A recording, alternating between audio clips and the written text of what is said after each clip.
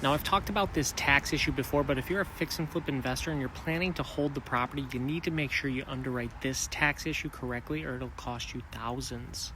When you're a flipper, if you buy a house, you typically buy it from an owner occupant, meaning someone who owned and lived in the property.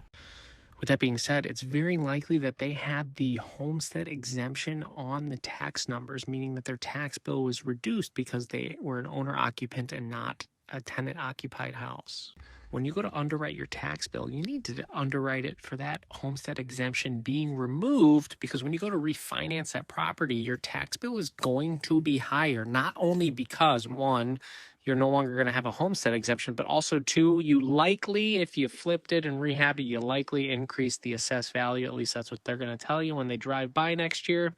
So you need to make sure you're underwriting these tax issues correctly so that you're not surprised when the refinance lender does it correctly for you